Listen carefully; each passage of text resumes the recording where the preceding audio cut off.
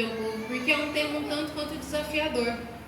Nós sabemos que a palavra de Deus, ela nos abraça, ela traz esperança, ela é um meio de nós edificarmos a nossa fé, mas ela também é confrontadora.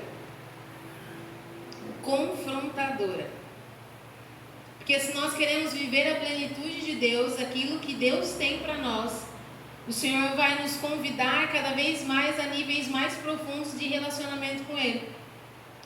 E um detalhe que nós precisamos lembrar: o Senhor é santo. E essa nossa natureza pecaminosa não bate. Então a gente tem que, a cada passo que a gente quer ir mais profundo com Deus, ou viver alguma coisa de forma mais intensa e profunda com Deus, nós precisamos renunciar a algo. E daí quando a gente vem com a palavra, a gente é confrontado. Eu falo confronto porque o Senhor, Ele não impõe nada. Ele te apresenta uma possibilidade. Você que escolhe. Eu quero me tornar mais parecido com Jesus, então eu abro mão daquilo que eu tenho, que eu faço, que eu sou, para viver o que o Mestre me diz, ou não.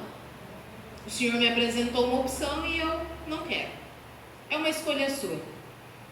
Como Pai amoroso, Ele oferta, Ele fala: filho, está aqui a possibilidade de você viver algo extraordinário. E você que escolhe se você aceita viver isso ou não. E esse é um tema.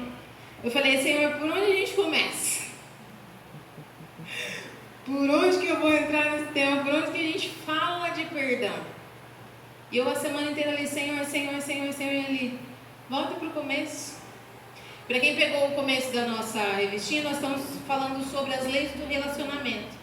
Então, as 4 primeiras lições foi o relacionamento de nós conosco mesmo, fortalecendo a nossa identidade, nosso posicionamento pessoal. E agora nós estamos nas 4 do meio, 5 do meio, que são o meu relacionamento com o outro. E esse é um dos pontos do meu relacionamento com o outro. Existe a necessidade do perdão. E o Senhor me fazia voltar lá no começo. Mas não só no começo da lição, mas no começo de quem nós somos em Cristo Jesus. Vamos ver se vai aqui para a gente poder acompanhar. E ele falava: reforça a nossa identidade, quem nós somos, porque tudo parte daí, o nosso posicionamento vai partir daí. Não está indo? Vai. Aí, e eu peguei algumas características da nossa identidade, com base num devocional que eu fiz há algum tempo atrás, que é o devocional da Bíblia Online, Encontrando Sua Verdadeira Identidade. Recomendo para você que tem a versão da Bíblia Online, gosta de fazer um estudo prático, ou até mesmo um estudo devocional. Ele traz 12 ou 13 características, e uma dessas características é que eu sou criada e conhecida por Deus. Costumo dizer aquilo que eu aprendi no livro Uma Vida com Propósitos. Existem pais acidentais. Talvez pessoas que entrei num relacionamento, não queria ter filho e aconteceu. Um pai pode ser acidental, mas um filho nunca é. Um filho foi planejado por Deus, direcionado pelo plano de Deus. Deus já havia nos planejado. Salmo 139, do 1 ao 16, você vai ver isso. E Isaías 43, 1, que ele diz: mas agora Jacó, ouça o Senhor que o criou, Israel, que diz aquele que o formou: não tema, pois eu o resgatei, eu o chamei pelo nome, tu és meu. Você pode olhar para a pessoa que está do teu lado e falar para ela: você é criado e conhecido por Deus.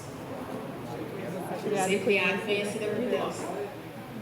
Criado e conhecido por Deus é uma das características da nossa identidade. O segundo ponto é que nós fomos feitos à imagem e semelhança dele. Se você ler Gênesis 1, 26 e 27, você vai ver isso. Nós também somos, faz parte da nossa identidade, cuidar da criação de Deus. E cuidar da criação significa que a gente tem função nessa terra. que a gente precisa zelar pela natureza, ser útil para com as pessoas à nossa volta e administrar os recursos que Deus nos deu, tanto internos, que são nossos dons, nossos talentos, as habilidades que Deus nos deu, quanto os externos, as finanças, o seu tempo. Tudo aquilo que Deus colocou na sua mão é responsabilidade sua. Gênesis 1, 26 ao 31 você vai encontrar isso. Efésios 2,10 diz que nós somos feitos para boas obras. E Gênesis 2,15, alguma das referências que o devocional traz. O devocional também traz um ponto que nós somos pecadores necessitados de perdão.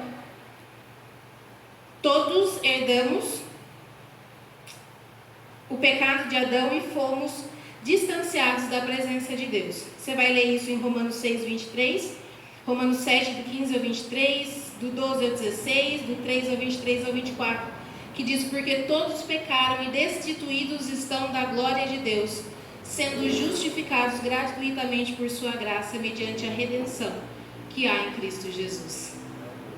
Nós somos nova criação, uma nova identidade nos é dada por intermédio da graça. Você vai encontrar isso em 2 Coríntios 5, do 17 ao 19. E nós também faz parte dessa nova identidade, morrer para nós mesmos. Renunciar o pecado e deixar o Espírito Santo fazer a transformação em nós. Gálatas 2:20, João 12, do 24 ao 26 e Romanos 6, do 4 ao 11. Tem mais algumas características aqui. Sou filho de Deus, livre, uma pessoa em transformação. Tem algumas referências, depois eu vou aproveitar o tempo para a gente correr e depois, se alguém quiser, eu posso passar essas referências para vocês. João 15:5 vai dizer que se nós permanecermos nele, nós daremos muitos frutos. Então faz parte da nossa identidade ser produtivo e ser frutífero no Senhor.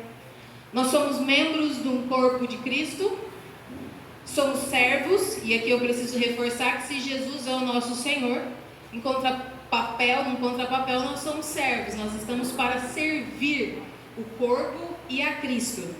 E também faz parte da nossa identidade, discípulo, ser discípulo de Cristo e ser um discipulador. Eu sigo os passos do Senhor, eu obedeço a sua palavra, e à medida que eu vou obedecendo a sua palavra, eu incentivo outras pessoas a fazer o mesmo. Amém? Essas são algumas das características que nós encontramos na Bíblia com relação à nossa identidade. De todas essas, uma tem um ponto que a gente normalmente passa batido. E esse é o ponto que normalmente traz problema para a gente. Nós somos pecadores e necessitamos de perdão.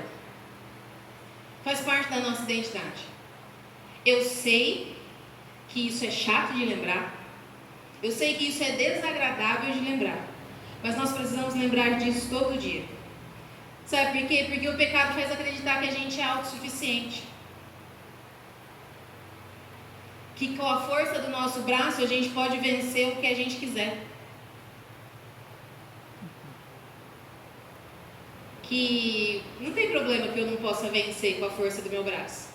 Se eu não lembrar que eu sou pecador e que eu necessito de perdão todos os dias, porque o primeiro errou e isso vem como consequência na minha estrutura, eu vou vivendo por viver e chega uma hora que eu acredito que eu posso fazer o que eu quero, que eu posso viver pelas minhas vontades. E viver dessa forma, ela tem só um caminho. Romanos 6:23 diz: porque o salário do pecado é a morte. E nós não falamos só de morte física, mas de morte eterna. Mas, tem uma vírgula nesse versículo que fala: mas o dom gratuito de Deus é a vida eterna em Cristo Jesus, nosso Senhor. Nós precisamos de Jesus, porque Ele nos reconcilia com Deus e nos faz receber a vida eterna. Somos pecadores, necessitamos de perdão, absolutamente todos os dias. É desse ponto que nós entramos na lição. Sabendo quem eu e você somos, lembrando dessas características, dessas passagens bíblicas que reafirmam quem eu e você somos. Tem muita coisa boa na nossa característica, na nossa estrutura, e principalmente quando nós nos rendemos ao Senhor, nós somos constantemente transformados. Eu aprendi e eu passo isso para frente. É como se a gente tivesse com uma plaquinha aqui, estou em obras. Nós não somos uma obra acabada. Estamos passando pelo processo de santificação. Glória a Deus. Glória a Deus. Processo. Começou, talvez a gente esteja indo com a metade ainda. Vamos errar, vamos acertar. É processo. O que a gente não pode esquecer é que na nossa característica o pecado briga com a gente constantemente. É a luta da carne contra o espírito. É aquilo que a minha carne quer fazer, que o mundo diz que eu posso fazer, versus aquilo que agrada a Deus, aquilo que Deus quer que eu faça. Constantemente. O tema da lição hoje é perdão, e eu fui pesquisar no dicionário o que significa perdão. No dicionário significa remissão de pena ou de ofensa ou de dívida, ato pelo qual uma pessoa é desobrigada de cumprir o que era o seu dever ou obrigação por quem competia exigir. Pensando na nossa estrutura, pensando que a gente é pecador, o que Jesus fez, a gente merecia? Eu gosto muito de uma passagem, eu coloquei ela aqui do versículo 4 ao versículo 12, eu vou ler para vocês, Isaías 53. Verdadeiramente Ele tomou sobre si as nossas enfermidades, e as nossas dores levou sobre si.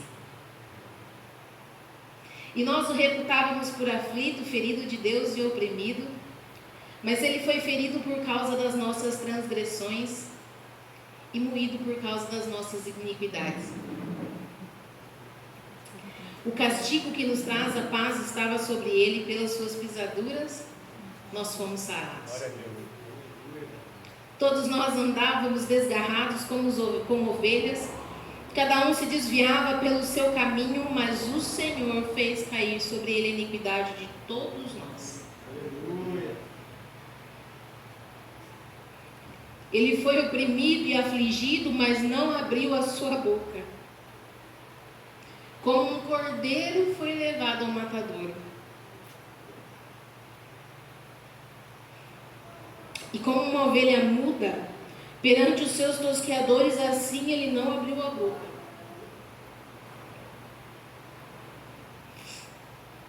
Da opressão e do juízo foi tirado, e quem contará o tempo da sua vida?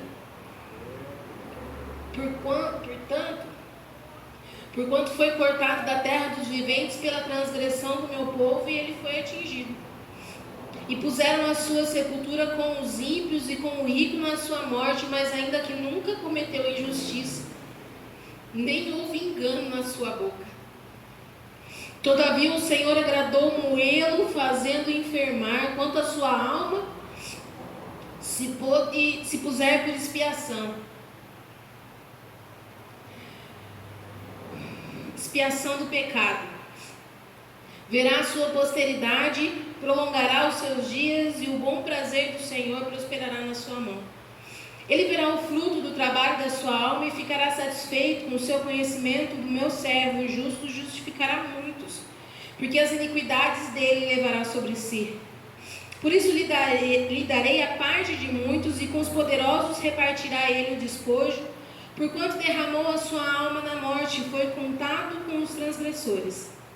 Mas ele levou sobre si o pecado de muitos e intercedeu pelos transgressores. Nós merecíamos? Mas ele pagou. Aleluia. Eu vou perguntar de novo. Nós merecíamos? Mas ele pagou. Você pode aplaudir o nome santo do Senhor?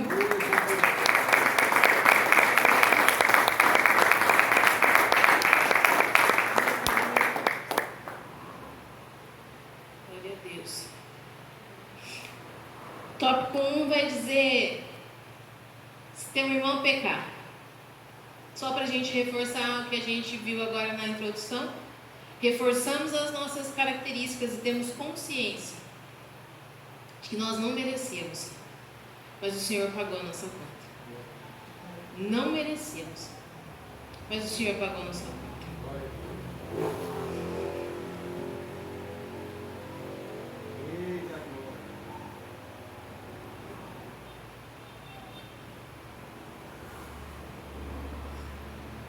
Fazia tempo que eu não chorava, né, cara? Meu Deus do céu. Ajuda nós, Senhor.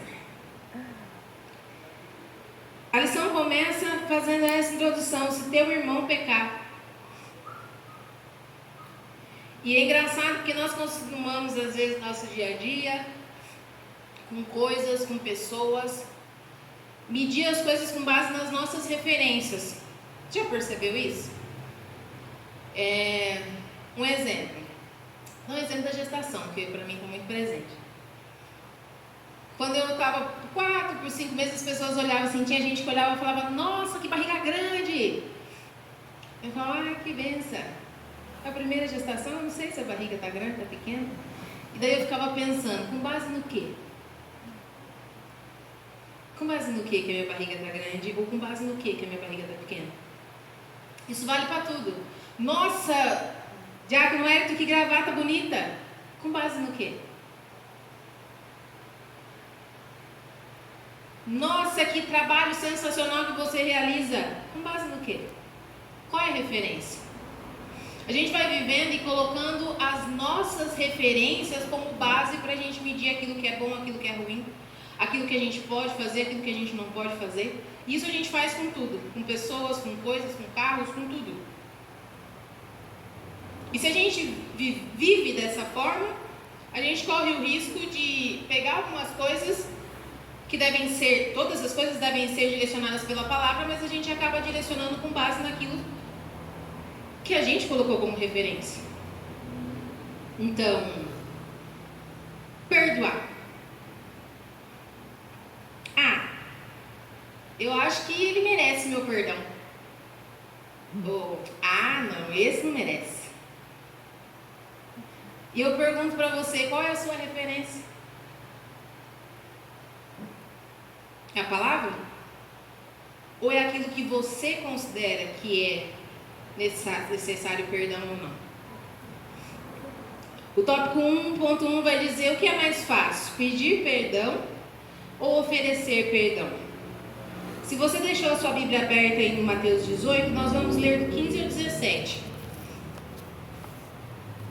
Se você não deixou, abre ela de novo para a gente acompanhar. Se você tem a revistinha, acho que não está na revistinha, que a revistinha começa a partir de 23.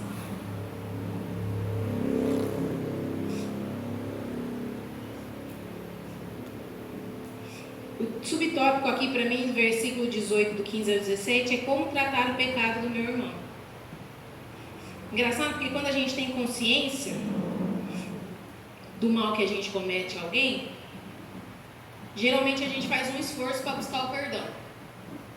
Se eu sei o mal que eu estou causando, a Kathleen, e eu gosto muito da Kathleen, eu vou lá, Kathleen, você me perdoa pelo que eu fiz, viu?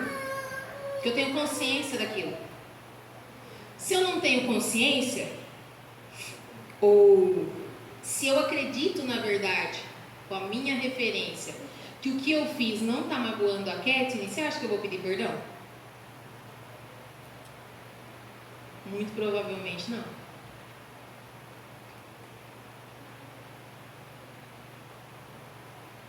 Coloquei aqui que se somos verdadeiros discípulos de Cristo, se estamos realmente conectados à videira e fazemos parte do corpo, precisamos lembrar que não é só sobre nós. As minhas atitudes podem não me acarretar grandes prejuízos, mas quanto de prejuízo eu tenho acarretado na vida do outro? Eu estou usando a Kathleen aqui como exemplo, mas imagine que eu fiz alguma coisa para ela e eu acho que aquilo que eu fiz não magoou. Mas eu parei para pensar que a atitude que eu tive pode ter arrebentado a vida dela? O quanto de prejuízo a minha atitude tem causado na vida dela?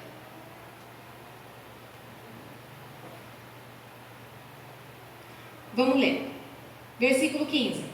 Se teu irmão pecar contra ti, vai e em particular com ele conversem sobre a falta que cometeu.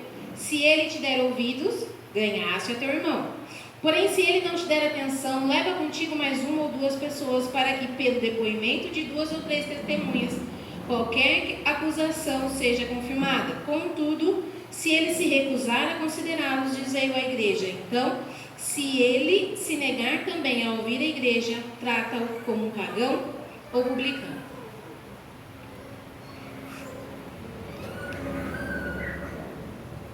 Quem é discípulo de Cristo segue o Mestre e não as próprias vontades.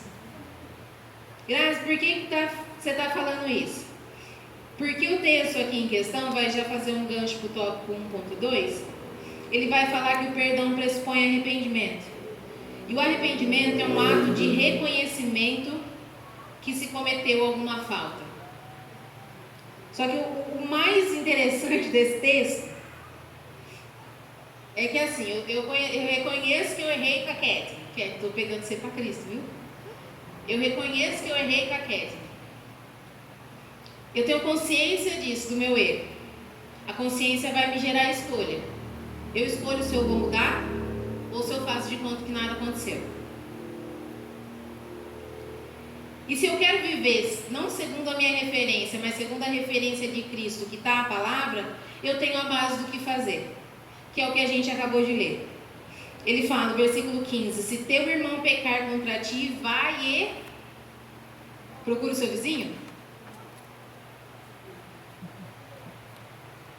Se teu irmão pecar contra ti, vai e conversa com seu colega de trabalho.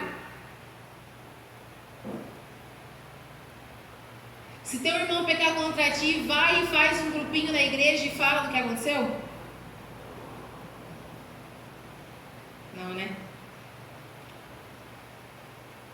Se teu irmão pecar contra ti, corre no pastor, chama seu líder.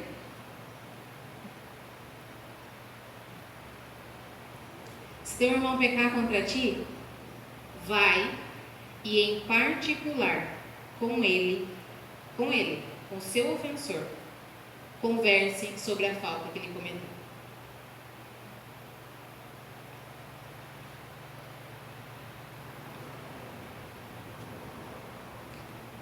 Gra, eu sou ofendida da história. Kézia pode falar isso pra você. Foi a Grazi que me ofendeu.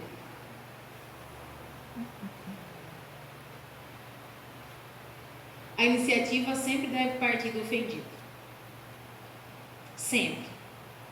Gra, por quê? Quem ofendeu pode nem estar ciente da ofensa, ou o coração dessa pessoa pode não estar totalmente convencido da palavra de Deus. Se sentiu ofendido, alguém fez alguma coisa para você, independente do grau que isso lhe causa um prejuízo, chega na pessoa. Vai direto primeiro na pessoa. Mas aí tem um ponto, para nós não arrebentar tudo. É preciso maturidade. Provérbios, capítulo 15, versículo 1 vai dizer: a resposta branda desvia o furor, mas a palavra dura suscita a ira.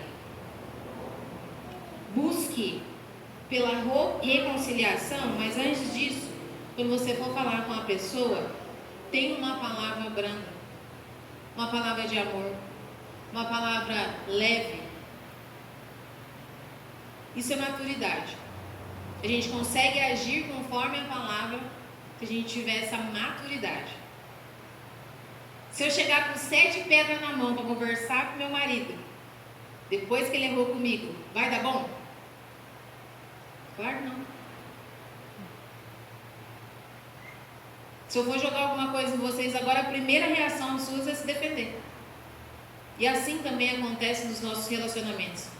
Se eu chego batendo em alguém, se eu chego acusando alguém, se eu chego ferindo alguém, mesmo que seja para me defender, a pessoa vai se defender, independente do que você falar. Ela pode ser a culpada da história, ela vai se defender. Por quê? Porque é uma reação natural nossa. Se você quer viver não segundo as suas referências, mas segundo a palavra de Deus, tome a iniciativa. E a segunda, busque pela reconciliação. Isso é uma tarefa individual e exige maturidade espiritual. Não é responsabilidade do seu líder, não é responsabilidade do nosso pastor, não é responsabilidade do irmãozinho que está do seu lado dar início ao processo de reconciliação. Dar início ao processo de reconciliação. Essa responsabilidade é minha e é sua. Fui ofendido? Mateus 18:15. Se o teu irmão pecar contra ti, vai e em particular com ele converse sobre a falta que ele cometeu. Chamei a irmã de canto e a irmã não quis me ouvir. Vai, procura mais 2 ou 3 testemunhas e volta lá com ele. Tenta de novo. Fulano, lembra o que aconteceu? Estou aqui para te pedir perdão, porque eu me senti magoada assim. A pessoa não aceitou? Aí você leva para o seu pastor. Aí você apresenta para a igreja. O problema é que às vezes a gente quer ter razão, o problema é que às vezes a gente não quer ter maturidade e responsabilidade pelas nossas atitudes e a gente quer jogar tudo na costa do nosso pastor. Pastor Sérgio, aconteceu isso. Missionária Marli, aconteceu isso, está um caos, não sei lidar. Mas você já conversou com a pessoa? Não.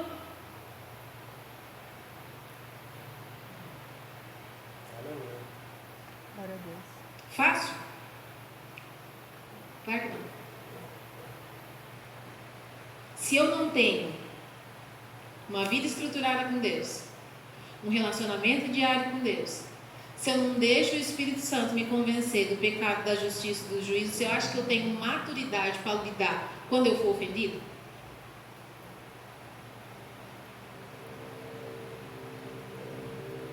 nós precisamos desenvolver essa maturidade. E essa maturidade começa no secreto, com Cristo. Quando tudo está bem,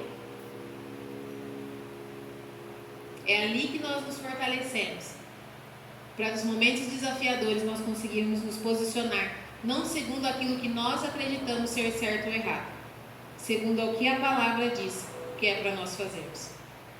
Primeiro eu assumo a responsabilidade, vou lá, eu tenho a iniciativa e vou falar com a pessoa de forma calma, de forma branda. Se não deu certo, eu chamo mais testemunha. Não deu certo, eu levo até a liderança, até a igreja. E daí é a responsabilidade deles definirem como essa pessoa vai ser direcionada. Mas eu me posiciono primeiro. Eu não espero o outro, o outro tem que pedir perdão para mim. Não. Sabe por quê? Porque eu lembro da minha identidade, eu sei que eu também sou falha, que eu também sou pecadora e que eu também necessito de perdão. Tópico 1.3 vai dizer que o perdão é um ato permanente. Gosto do nosso amigo Pedro. Você está com a Bíblia aberta aí, pula agora para o versículo 21 e 22. É uma passagem muito conhecida, ainda do capítulo 18. Versículo 21 vai dizer: Então Pedro chegou perto de Jesus e lhe perguntou: Senhor, até quantas vezes meu irmão pecará contra mim que eu tenha que perdoá-lo? Até 7 vezes? E Jesus lhe respondeu: Não te direi até 7 vezes, mas sim até 70 vezes 7. É uma passagem muito conhecida, acredito que todos nós já ouvimos isso, e eu fiquei pensando, falei, que engraçado, né? Pedro, eu não sei se mas às vezes eu me reconheço muito em Pedro. Tem umas atitudes assim que a gente se reconhece em Pedro, né? Não é? Nossa, até na hora do perdão você fala, Senhor, 7 vezes tá bom, né?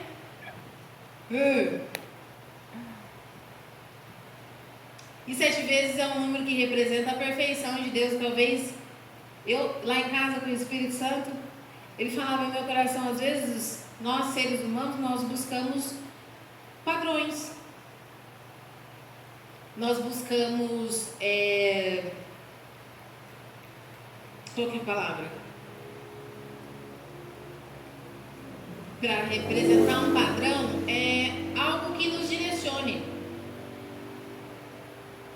Como era feito, muito feito no Antigo Testamento. Olha, vocês vão ofertar assim, vai fazer assim, o cordeiro tem que ser assim, assim. O Senhor estava educando o povo e direcionando o povo, então eles sabiam o que fazer e o que não fazer. Então, se eu pecasse e apresentasse um cordeiro dentro daquelas características, opa, estou perdoado. O sacrifício foi feito. E às vezes nós queremos viver ainda nessa mentalidade. Senhor, se o Senhor falar um número para mim, eu vou até esse número porque eu estou cumprindo a tua lei. E Pedro fala isso para o Senhor: Senhor, 7 tá bom, né? Os sacerdotes, os profetas aí talvez perdoem 3. Os caras da lei perdoam 3. 7 tá bom, 7 é o número da perfeição do Senhor. Então, se eu fizer isso por 7 vezes, eu estou representando a Cristo. Eu estou sendo a sua imagem e semelhança, estou fazendo aquilo que lhe agrada, não estou? O Senhor fala: não. 70 vezes 7. Eu imagino Pedro, que naquela época não tinha calculador, né? Mas eu estou imaginando ele aqui. 490. O Senhor fala: não, Pedro. Sai dos padrões. Esquece os números. Eu estou falando sobre essência. Eu estou falando sobre perdoar quantas vezes forem necessárias. Sai da religiosidade. Vem para a essência. Sai daquilo que te prende e te limita. Sai daquilo que você faz e prende e limita a Deus. E viva a plenitude com Ele. Glória a Deus. Aleluia. Perdoar é uma ordem de Deus, por isso deve ser feito de imediato.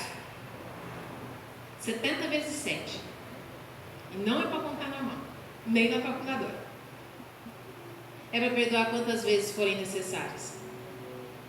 Essa é a essência de Cristo. Ele nos perdoa. Ele nos perdoou e continua nos perdoando.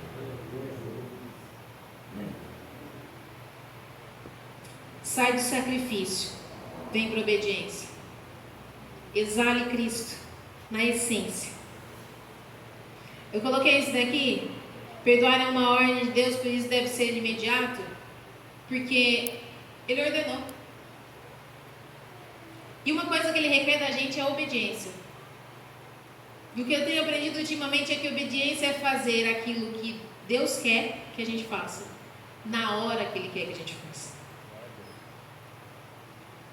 Obedecer é fazer o que Deus quer que a gente faça, na hora que Ele quer que a gente faça. Deixa que na Santa Ceia eu converso com a pessoa. Não é assim que nós falamos? Briga comigo não, vou conversar com você só na Santa Ceia agora. Deus quer que a gente faça na hora.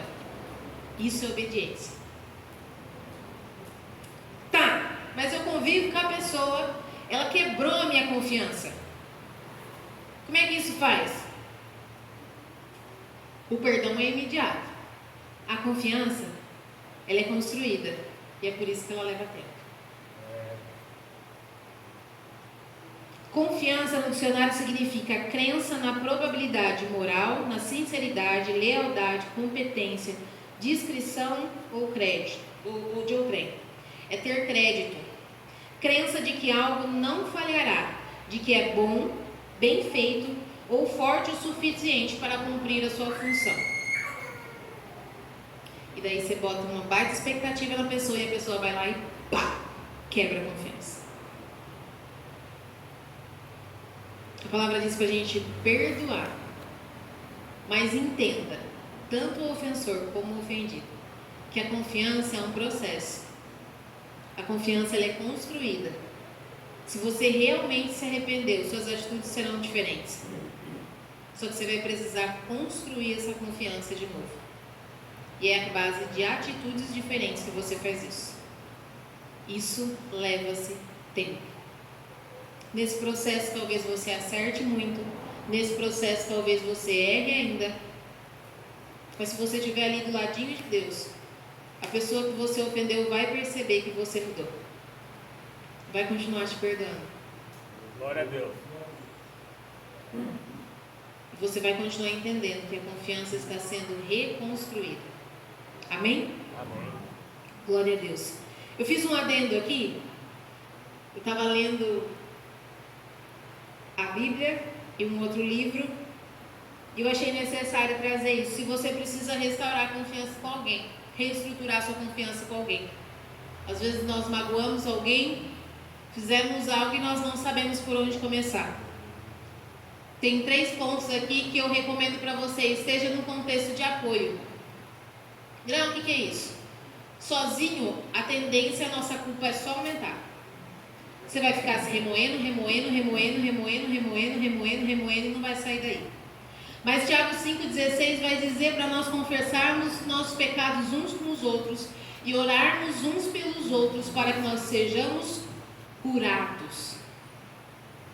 Se você entrar no secreto e orar a Deus e apresentar a Deus, Ele perdoa você.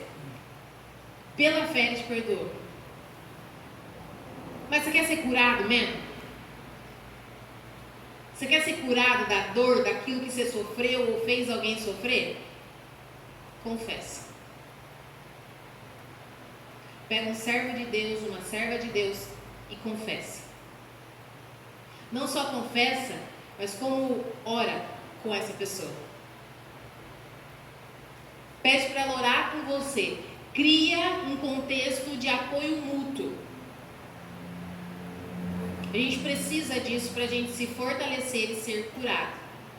Essa parte do versículo termina dizendo que a oração do justo pode muito em seus efeitos. Glória a Deus. Segundo passo, renove a sua mente. Eu errei, beleza. Errou. Deus já te perdoou, você confessou, está sendo curado. Renova a sua mente. Não se conforma com ele. Comece a fazer diferente. Romanos 12:2 vai dizer: não vos conformeis com este mundo, mas vos renoveis pela transformação da vossa mente. Comece a pensar diferente. Se você pensar diferente, você vai sentir diferente, você vai agir diferente. E o terceiro, assuma a sua responsabilidade. Arrependimento é reconhecer o erro e mudar. E fazer diferente. Independente do tamanho do erro, se Deus já te perdoou, você está num processo mútuo, sendo curado, faça diferente. Amém? Amém. Glória a Deus. O perdão é um ato recíproco. Perdão é um ato de graça. E graça é favor imerecido. Lembra da nossa identidade? Lembra daquilo que nós reforçamos, que nós precisamos lembrar todos os dias? Nós necessitamos do perdão de Deus. Nós necessitamos do perdão de Deus. O texto bíblico, o texto que a gente leu aqui como base, os versículos 24 e 28 expressam em dinheiro o tamanho da dívida de cada conservo. Quero que você leia aí, Mateus 18 comigo. O versículo 24 vai dizer assim, ó: e começando a fazer as contas, foi-lhe apresentado um que lhe devia 10.000 talentos. Eu peguei a Bíblia de Estudo Dake e ela traz uma referência que naquela época um talento equivalia a 79.220 reais em ouro. 79.220 reais em ouro. Esse cara devia 10.000 talentos. Sabe o que dá isso quanto? Acho que não sei nem falar esse número. 792.200.000 em dívida.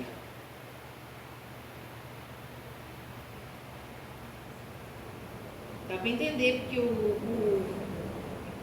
o rei mandou prender ele, a mulher, os filhos até pagar. Não podia pagar. 792.200.000 em dívida, se a gente considerasse o talento e o tanto que ele devia, que era 10.000 talentos. Ele se humilhou, foi alcançado pela graça do rei, pela misericórdia do rei, foi livre da dívida. Saindo da presença do rei, ele encontrou quem? quem devia para ele. Versículo 28 vai dizer quanto que o caboclinho devia para ele. Saindo, porém, aquele servo encontrou um dos seus conservos que lhe devia quanto? 100 dinheiros. Fala de novo, quanto? 100 dinheiros. 100 dinheiros. E lançando mão dele, peraí, vamos lá, 100 dinheiros. Sabe quanto valia 100 dinheiros naquela época? Alguém tem ideia? A dívida dele era 792 milhões e 200 mil. Um dinheiro valia 23 centavos.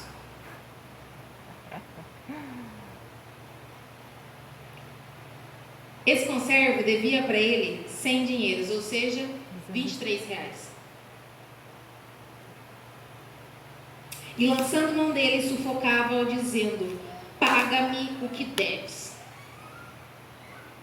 Então seu companheiro, prostrando-se aos seus pés, rogava-lhe, dizendo: seja generoso para comigo e tudo te pagarei. Ele, porém, não quis.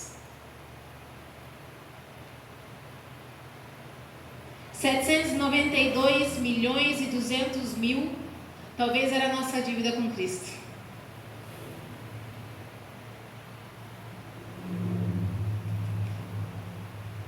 R$ 23 talvez seja a ofensa que fizeram conosco. E aí, a gente perdoa ou não?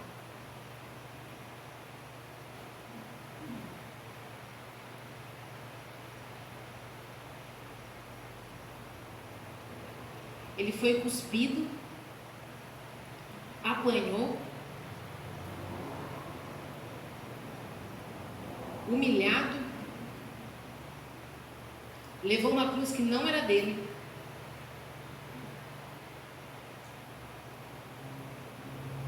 Pagou um preço pela humanidade toda, por mim e por você. Fez tudo isso, ele olha para os nossos olhos e fala: filho, filha, é graça. Você não merece 729 milhões, você não merece. Mas eu pago a dívida. Glória a Deus. Eu libero a conta. Aleluia. Glória a Deus. E daí você aceita a graça de Cristo.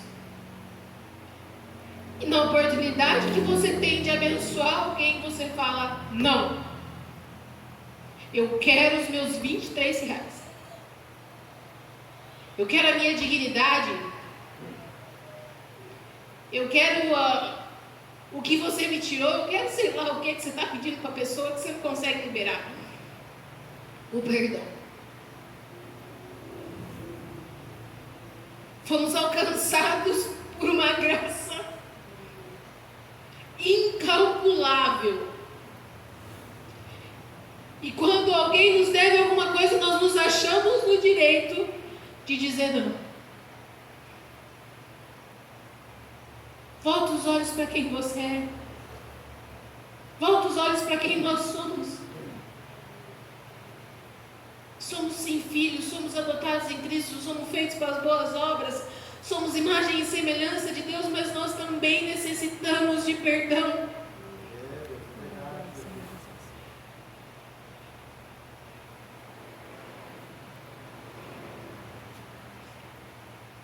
Quando eu vejo essa passagem e essa quantidade expressa em dinheiros, eu consigo entender que eu não perdoo porque eu quero. Não perdoo porque eu estou sentindo perdoar, porque ninguém sente perdoar. Ai, senti de perdoar fulano. Oh, que boazinha que eu sou.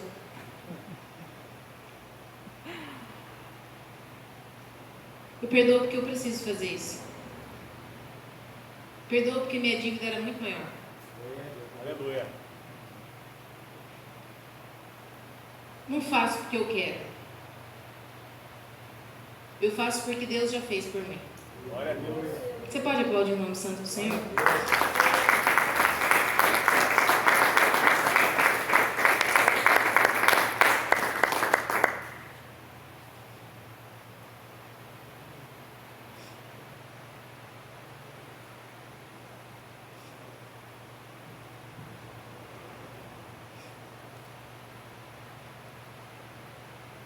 Tá, Gra.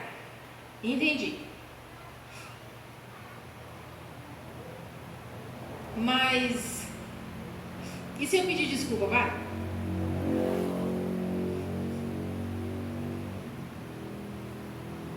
A gente tem até essa tendência, né?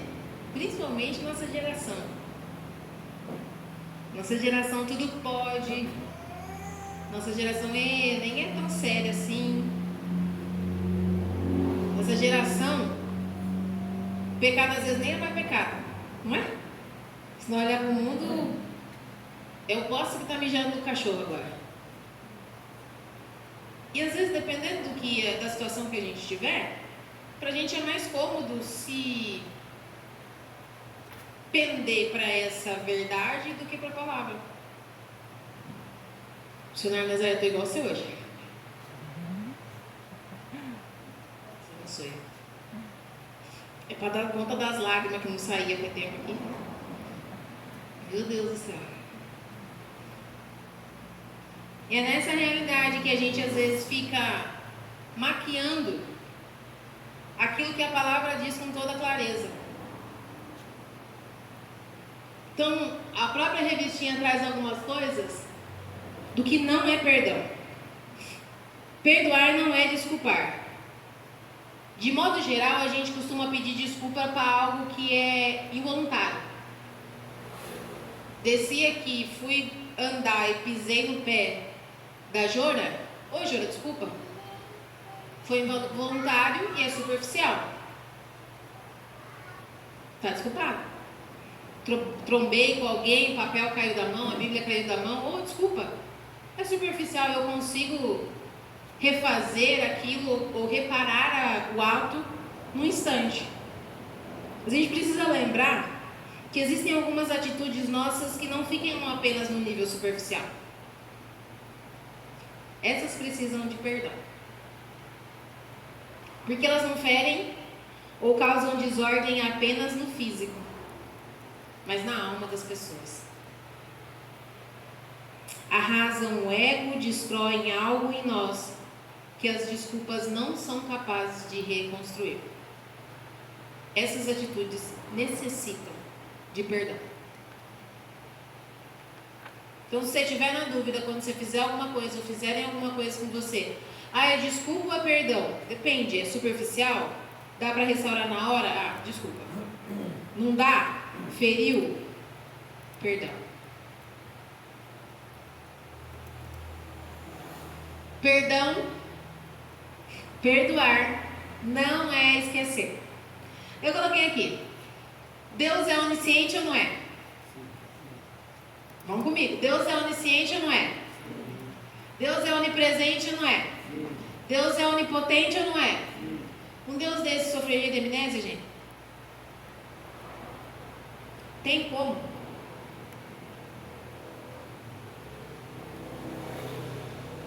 Um Deus de detalhes. Um Deus tão poderoso como o nosso. Você acha que ele sofre de amnésia? Jeremias 31, 34 vai dizer: perdoarei a sua maldade, nunca mais me lembrarei dos seus pecados. Só que a própria revistinha fala, parafraseando o texto, seria o mesmo que ele quisesse dizer: quando eu perdoo, não fico trazendo aquele problema de volta à memória. Para mim, o assunto está encerrado. Perdoar não é esquecer. É você escolher encerrar o assunto. Acabou. Fui, resolvi, conversei. Tá legal? Acabou. Acabou. Perdoar é escolher encerrar o assunto. Miqueias 7, 18 e 19.